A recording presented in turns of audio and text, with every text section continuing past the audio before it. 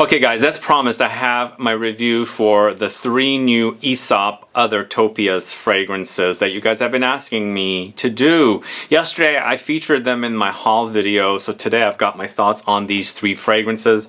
They are, let's see here, Karst, we've got Miraceti or Miraceti, and then we also have Eremia. If you want to find out about these 3 fragrances, which just launched a couple months ago, plus give you a ranking of all the Aesop fragrances in order from the bottom to the top, then please stay tuned.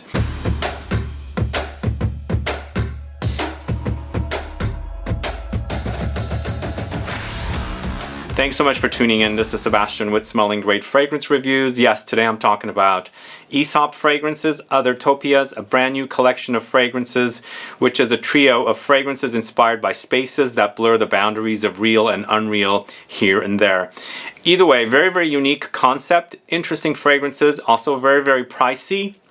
I feel like prices have gone up consistently from the very first launches of the fragrances from this house to last year when they launched Rozu, and then finally these 3 fragrances. But either way, I'll let you know all about these 3 fragrances. But before I get to the fragrances, if this is your first time tuning into the channel and you still haven't subscribed, please do click the subscribe button below and also click the bell so that you'll be notified for future videos and giveaways. Before I move on with the fragrances, how many of you are fans of Aesop? Not only the fragrances that I'm going to discuss with you, but the previous fragrances and of course all of their skincare, body care, and every other product that they sell. I first discovered them at Barney's here, and I started using their vetiver deodorant spray. Very, very strong smell, great smell, loved it. I used to wear it with fragrances that it would complement, but I've moved on to some skincare, but I've really enjoyed a lot of their fragrances. In fact, I have every single one of them here today.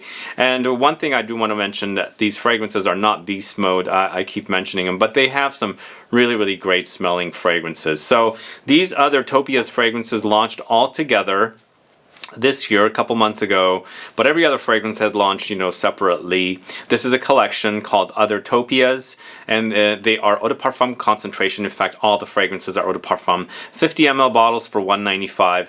And the perfumer, apparently, for these and the previous fragrances is Barnabé Fillion. Don't know anything about this perfumer except for the fact that he does have some great fragrances. And why don't we go ahead and start out with my least favorite of the 3, which happens to be Karst. And when I compare the 3 together, it's the last one out of the 3 new Othertopias fragrances. But it does smell great, but it has a marine quality, metallic, minerally quality to the smell. But it features notes of juniper berry, cumin, sandalwood.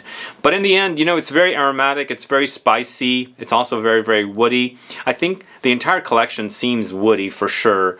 Nothing is ultra floral, although some do have some floral touches, but they're very, very woody, spicy fragrances.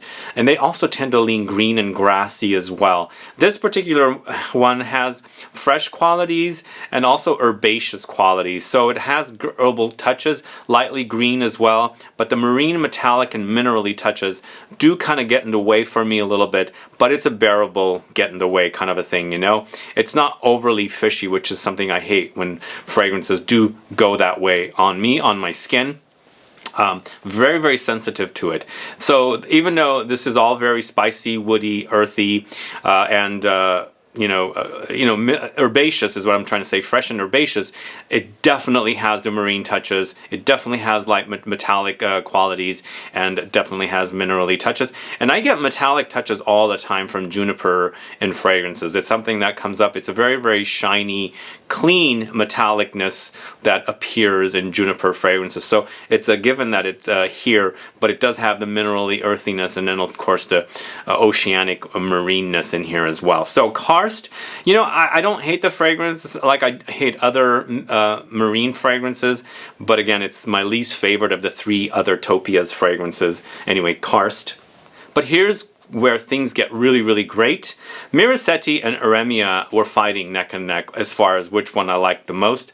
I first started really enjoying Miraceti, but then Eremia came around the corner and really, really, you know, excited me with how it smelled. But let's go ahead and talk about Miraceti first. Miraceti is known for Labdanum, Ambrette, and Styrax. There's definitely muskiness here and lots of ambery smokiness as well, and Styrax kind of related to benzoin, so there's some sweet touches, but not necessarily overly sweet. These are not sweet fragrances to me, and again, all of them are very, very cohesive, not only in the Othertopias, but also in the other 4 fragrances from the past.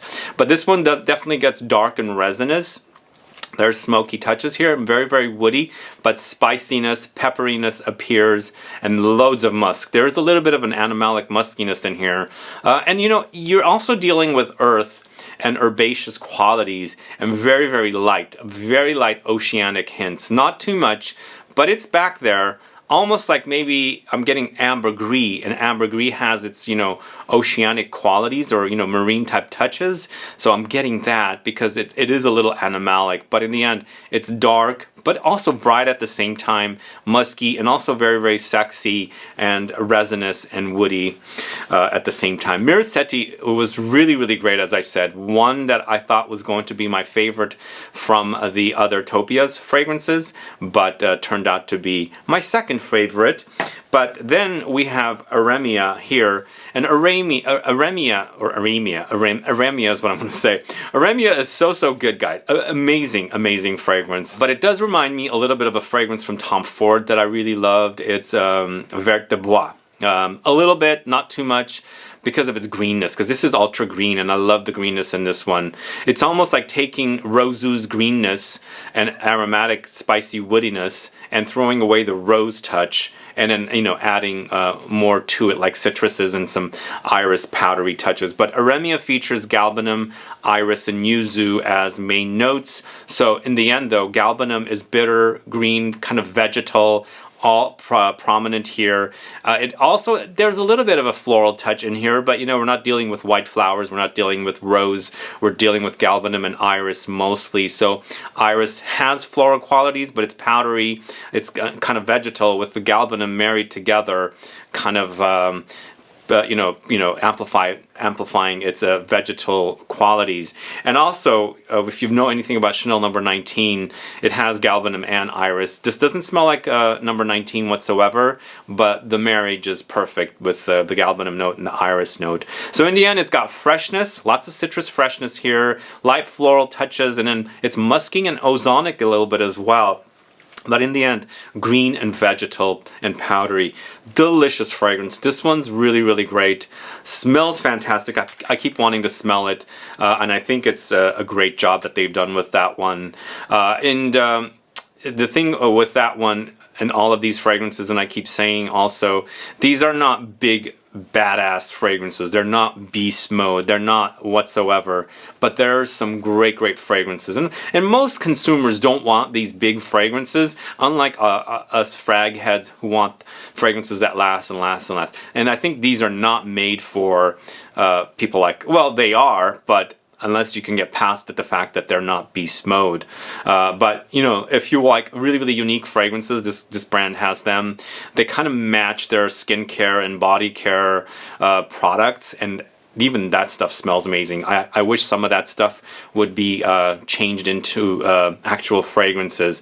But right now we've got 7 fragrances, with 3 just launched from the Othertopias collection. So these are Othertopias fragrances. Again, my favorite of the 3 is Eremia. Miraceti is quite close behind it, and then also Karst is far behind it too. So let's talk about how I would rank the entire collection. The entire collection, I would put Karst. Karst would be at the very, very bottom. This is number 7. Number 7 because, you know, again, it does have marine touches, and I'm not the biggest fan, but this is tolerable. But when I'm ranking everything together, it's at the bottom. So that's number 7. Number 6 would be, let's find it, because these bottles all look very, very similar. Number 7, oh God, that's not it either, is Tacit. So Tacit is very citrusy and spicy. I think it's the most simplistic fragrance in the collection, but you know, it does wear great, and it smells great with the spiciness contrast. It's almost like grapefruity, because grapefruit to me is zingy spicy, so it's almost like you've got lots of spicy grapefruit touches with that one. So number 5 would be Marrakesh Intense. Marrakesh Intense to me smells like soda, cola, spicy cola kind of a thing. It's a really, really great fragrance, the least expensive out of the entire collection, and I believe this is their first fragrance. It smells great, just like a spicy Coca-Cola or RC Cola kind of a thing. Fun fragrance to wear, and I like that. Kind of maybe... I'm not saying it smells similar like L'Air du Desert Marocain, but maybe similar ideas, but I find Marrakesh Intense to be a little easier to wear than L'Air du Desert Marocain. So next up is Hwyl, this one right here. The very, very popular fragrance. I actually was trying to buy bottles of these for a client who couldn't find anywhere. So apparently Aesop was in a major shortage with this one. I just recently went and bought one, and turns out they are still in a shortage, but they had some stock. I don't know how true this shortage is, but nobody had it. Even places like Neiman's Saks would say coming soon, where this fragrance has been around for a while. And Hwyl has been around quite a bit, and I think it's the most popular fragrance in the collection. I recently featured it in a video of fragrances I wish was more intense, but this is incense, woods and spices, smoky cypress, hinoki wood kind of a thing. A great fragrance, definitely a number 4 though. Then we've got Miraceti. Miraceti at number 3. And we already talked about this one. It's the Labdanum Ambrette Styrax combo that is very resinous and musky. So Miraceti at number 3. Let's see, which one is next? Rozu. Rozu came out last year, and I really like its rose touches and vegetal green, crunchy, stemmy touches, lightly hinting at something like Rose 31, but doesn't go there. It doesn't get too dry and vetiver. Like this one has the light cuminy touches in there, but it's more vegetal and green to me with the rose. Really a great fragrance, my number 2 favorite. And then of course, my number 1 is Eremia. Eremia is really, really good. It smells really great. To me, it reminds me a little bit also like there's a little a licorice or anise in there, like ouzo. Like I said, it reminded me of Vert de Bois. Vert de Bois featured this kind of like ouzo accord, and I'm kind of smelling it in here.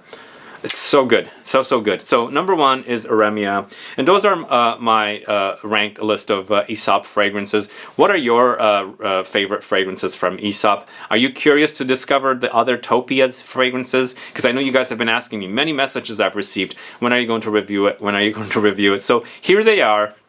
Again, I'm not going to get too detailed into the performance of these fragrances, because all the time people say, when I say it's beast mode, they say, oh, it's weak on me. When I say it's weak on me, they say beast mode. So I can't really tell. People have all these different ideas. Personally, to me, these are great smelling fragrances, very moderate in performance. If anything is overwhelming, I will mention it. And if anything is overly weak, I will mention it. But I don't want to get into the details of, you know, moderate fragrances acting or performing moderately. But either way, let me know your thoughts on this house, the other Topias fragrances. Have you tried them? Do you like them? Do you like the sound of them? Or do you stay away from them because they're too expensive? Because they are a little expensive. Either way, guys, thanks so much for watching today's video. If you have any questions or comments, please list below. Please like this video. Please share it. Follow me on Facebook, Twitter, and Instagram. And I'll be back with more videos very soon. Have a good one. Goodbye.